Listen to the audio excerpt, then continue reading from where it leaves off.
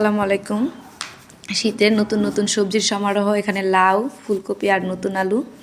এটা দিয়ে আজকে আমাদের দুপুরের রান্না, রাত্রের রান্নার কমপ্লিট করব আমরা। ফুলকপি আর আলু দিয়ে আমরা এই যে তেলাপিয়া মাছ আনা হয়েছে বাজার থেকে, এটা রান্না করা হবে। এটাকে আমি ভালোভাবে কেটে নিলাম। কেটে নেওয়ার পরে দেখো ভালোভাবে কেটে নিয়ে তারপরে আমি এখানে আবার লাউটাও কেটে নেব। আমার মাছ কাটা হলেই লাউটা কেটে নেব। লাউটা আমাদের সবজি বাগানের সবুজ তরতাজা একটা লাউ, কচি লাউ। কচি লাউ খেতে আসলে খুব মজা হয়। যে এখন আমি লাউটা কেটে নেব। দেখো লাউটা কি সুন্দর, ভিতরটা খুব সুন্দর, বীজগুলো একদম ছোট ছোট।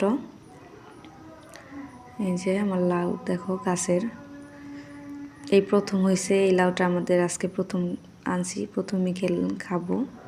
এখানে মাছ রান্না করার জন্য ফুলকপি আর আলু কেটে নিয়েছি, আর ওদিকে মাছ সব কিছু আমরা রেডি করে নিয়েছি।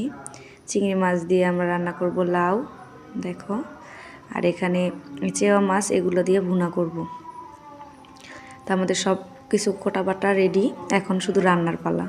এখন মাছটাতে আমি লবণ দিয়ে দেব, লবণ দিয়ে ভালো করে মেখে নিব, এরপরে গরম পানি দিয়ে এটা ধুবো।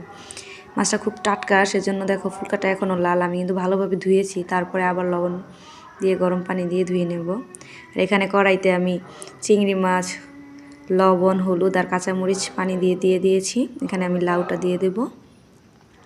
লাউটা দিয়ে ভালোভাবে নেড়ে চেড়ে দেখো এটাকে নামিয়ে নেব, একটু হালকা পানি দিয়ে দেব। পানি দেওয়ার পরে এটাকে আমি ঢেকে দেব। তারপরে এই যে দেখো আমার লাউ রান্না হয়ে গেছে। ধনেপাতা দিয়ে নামিয়ে তারপরে এটাকে আবার আমি বাগার দেওয়া বলে, যেটাকে আমাদের গ্রামের ভাষায়, পেঁয়াজ মরিচ তেল দিয়ে বাগার দিয়ে নেব। এখানে আমি আবার ছোট মাছগুলোকে ধুয়ে নিচ্ছি ভালোভাবে লবণ আর গরম পানি দিয়ে। কড়াইতে এখানে মশলাটা রেডি হচ্ছে।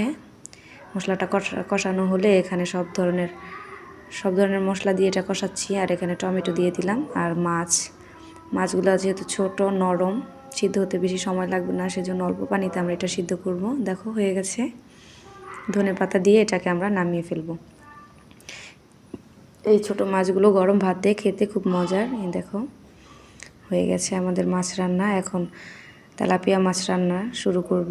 এটাকে আগে ধুয়ে নিলাম লবণ গরম পানি দিয়ে। তারপর এটাকে আমি হলুদ মরিচ লবণ মাখিয়ে রেখে দিয়েছি কিছুক্ষণ। তারপর এটাকে ভেজে নেব, ভেজে রান্না করব আমরা এটাকে। এই যে দেখো ভেজে নিয়েছি, এখন মশলাটাও রেডি করে নিয়েছি। এখানে আমরা ফুলকপি আলুটা দিয়ে ভালোভাবে কষিয়ে নেব। তারপরে এই যে দেখো মাছগুলো দিয়ে দিচ্ছি। আমার তরকারিটা প্রায় হয়ে গেছে। এখন এই যে তরকারিটা নামিয়ে ফেলছি ধনেপাতা দিয়ে। কি সুন্দর কালারটা হয়েছে। আজকে এই লাউ, মাছ আর ছোট মাছ আর এই যে ভাত আমন চালের।